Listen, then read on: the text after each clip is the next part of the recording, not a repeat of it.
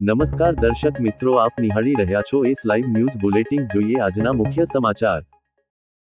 GLS university દ્વારા વિકસિત ભારત માટે સ્ટાર્ટઅપ પ્રદર્શનનું આયોજન. સ્ટાર્ટઅપ વિકાસ, ઉદ્યોગ વિસ્તરણ અને શિક્ષણની ભૂમિકા પર સંવાદ. અમદાવાદ, 27 માર્ચ 2026. જીએલએસ યુનિવર્સિટીએ પોતાના સેન્ટેનરી વર્ષની ઉજવણીના ભાગરૂપે શુક્રવારે જીએલએસ સ્ટાર્ટઅપ નેક્સસ નું સફળ આયોજન કર્યું, જેમાં 100 વિદ્યાર્થી પ્રેરિત સ્ટાર્ટઅપ્સ અને નવીન વિચારોનું પ્રદર્શન કરવામાં આવ્યું. વિકસિત ભારત માટે 100 કેમ્પસ આઈડિયાઝ નામની આ પહેલ વર્ષનું બીજું સેન્ટેનરી ઇવેન્ટ છે. યુનિવર્સિટીએ ફેબ્રુઆરીથી દર મહિને એક મહત્વપૂર્ણ કાર્યક્રમ યોજવાનો સંકલ્પ કર્યો છે, જે માટે યુનિવર્સિટીના પ્રમુખ સુધીર નાનાવટીના દ્રષ્ટિવંત નેતૃત્વને શ્રેય અપાય છે.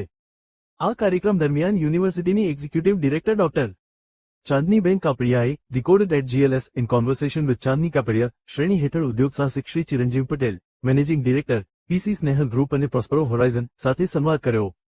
આ ચર્ચામાં નેતૃત્વ, સ્ટાર્ટઅપ્સની સફર, ઉદ્યોગના વિસ્તરણ અને નવીનતા આધારિત ભારત નિર્માણમાં યુનિવર્સિટીની મહત્વપૂર્ણ ભૂમિકા જેવા મુદ્દાઓ પર ચર્ચા કરવામાં આવી.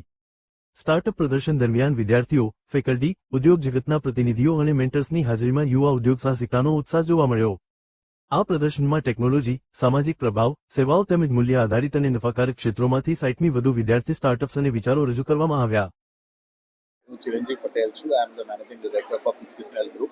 બટ મોર ઇમ્પોર્ટન્ટલી આજે અહીંયા એટલે છું કે સમાજને કંઈક પાછું આપવાની ઈચ્છા ધરાવીએ છીએ. યુનિવર્સિટી આપણા બધા માટે અમદાવાદનું એક ગર્વ છે. આ એક એવી આઇકોનિક જગ્યા છે, એવી સ્પેશિયલ જગ્યા છે જ્યાં આપણા બધાના બાળપણથી આપણે મોટા થયા છે. અને લો ગાર્ડન આવ્યા વગર તો આપણા કોઈનું કે જીએલએસની આજુબાજુ આપણું બાળપણ ના ગુજર્યું, આપણી જિંદગીમાં આપણે મોટા ના થયું બને નહીં.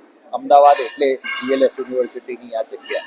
અને એમાં હું જ્યારે આધુનિક કેમ્પસ બન્યું છે ત્યારે આધુનિક કેમ્પસ સાથે જીએલએસ યુનિવર્સિટી છેલ્લા કેટલાય વર્ષોમાં શ્રી સુધીરભાઈ નાનાવટી, ચાંદનીબેન અને આખી ટીમ સાથે જે અહીંયા પ્રોગ્રેસ કર્યો છે, જે ફ્યુચર રેડી પ્રોગ્રેસ કહેવાય, એવી બહુ ઓછી યુનિવર્સિટીઝ આપણા ભારત દેશમાં કરી શકે છે. અને જ્યારે હું એ પ્રોગ્રેસની વાત કરું તો અહીંયા જે સ્ટાર્ટઅપ્સનું અત્યારે ડિસ્પ્લે થયું, આપણે જે છોકરાઓને મળ્યા, જે જુદી જુદી કંપનીઝ દ્વારા મળ્યા, ત્યાં 3 વસ્તુનું ક્લિયર દેખાય છે. એક ઓબ્વિયસલી ઇનોવેશનની વાત જ્યારે કરીએ ત્યારે ઇનોવેશનમાં બધા સ્ટાર્ટઅપ્સ આપણે જે વિચારીએ છીએ, દુનિયામાં જે સ્ટાર્ટઅપ્સ થઈ રહ્યા છે એનાથી બી આગળ વિચારી રહ્યા છે. સેકન્ડ ઇઝ એ લોકો એકદમ સ્ટ્રક્ચર્ડ વેમાં આગળ જઈ રહ્યા છે કે એમને એમના સ્ટાર્ટઅપ માટે ઇનોવેટિવ આઈડિયાઝને ગાઈડ કરવા માટે ને એને એક સાચું સ્ટ્રક્ચર આપવા માટે જીએલએસ યુનિવર્સિટી એક મેન્ટર બોર્ડ બી બનાવ્યું છે અને મેન્ટર્સની સાથે બી એ લોકોને ભેગા કરે છે. આના પછીનું જે સેશન છે, જેમ ચાંદનીબેન ને ધર્મેન્દ્રભાઈએ કીધું, એ મેન્ટર્સ સાથે છે. એ લોકોને એવો બી ચાન્સ મળશે જે ઇન્ડસ્ટ્રી લીડર્સ હોય છે એની સામે કઈ રીતે કરી શકીએ, કઈ રીતનું સાચું ફંડિંગ મળી શકે, કઈ રીતની સાચી એડવાઇસ મળી શકે.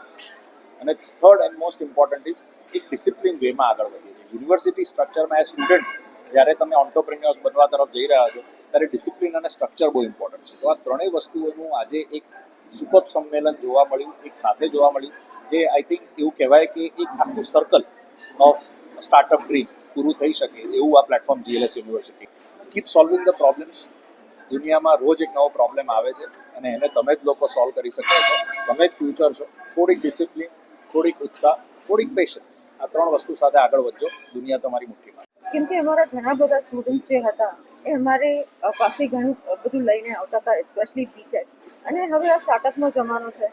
આપણા શ્રી વડાપ્રધાન નરેન્દ્રભાઈ મોદી બી સ્ટાર્ટઅપને આટલું માન આપે છે, તો મેં કીધું કે જીએલએસમાં કેમ નહીં. અને જીએલએસ હવે ફોરવર્ડ થિંકિંગની, ન્યૂ થિંકિંગની અમે આખું જીએલએસ 2.0 બનાવી રહ્યા છે. સો આઈ થિંક આ એક એકચ્યુઅલ સ્ટેપ હતું, ફોરવર્ડ થિંકિંગનું એક સ્ટેપ હતું, એટલે આ બધું અમે શરૂ કર્યું. હવે આ સ્ટાર્ટઅપ અને આઈડિયા અને કેવી રીતે આ લોકોને ફંડિંગ થશે? તો જીએલએસ પોતે જ ફંડિંગ કરે છે. અમે એસએસઆઈપી લીધી છે ગવર્મેન્ટનું, અમારું પોતાનું બી ફંડિંગ છે. પછી અમે આવા ચિરંજીવભાઈ જેવા લોકોને બોલાવીને બચ્ચાઓને હજી પ્રોત્સાહન આપીએ છીએ. એટલે આ this is a process and this is just the beginning. The best is yet to come. આ પહેલ જીએલએસ યુનિવર્સિટીની ઇન્ક્યુબેશન સપોર્ટ સાથે યોજાઈ હતી, જેને ભારત સરકારના વિજ્ઞાન અને ટેકનોલોજી વિભાગ તથા ગુજરાત સરકારનો સહયોગ મળ્યો હતો. કાર્યક્રમ ગુજરાત સરકારની student startup and innovation policy SSIP સાથે સંકલિત છે.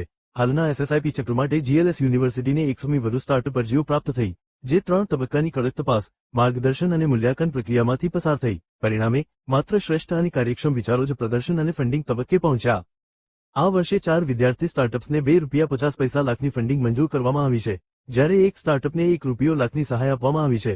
ઉપરાંત 15 સ્ટાર્ટઅપ્સને તેમના ઉત્તમ વિચારો અને વિકાસ ક્ષમતા બદલ વિશેષ માન્યતા અપાઈ છે. જીએલએસ યુનિવર્સિટીએ અત્યાર સુધીમાં 100મી વધુ સ્ટાર્ટઅપ્સને માર્ગદર્શન આપ્યું છે, જે તેની મજબૂત ઇનોવેશન અને ઉદ્યોગ સાહસિક ઇકોસિસ્ટમ નિર્માણ કરવાની પ્રતિબદ્ધતા દર્શાવે છે. આ પ્રસંગે ડો. ચાંદની કાપડિયાએ જણાવ્યું હતું કે સ્ટાર્ટઅપ નેક્સસમાં રજૂ થયેલો દરેક વિદ્યાર્થીનો વિચાર ભવિષ્યના વિકસિત ભારતનું બીજ છે. GLS યુનિવર્સિટી શૈક્ષણિક ઉત્તમતા સાથે નવીનતા, ઉદ્યોગ સાહસિકતા અને સામાજિક જવાબદારીને સમન્વયિત કરવાની દિશામાં સતત કાર્યરત છે. તો દર્શક મિત્રો, આ હતા અત્યાર સુધીના સમાચારની ખાસ ગતિવિધિ માટે આપ નિહાળતા રહો એસ લાઈવ ન્યૂઝ બુલેટિન. નમસ્કાર.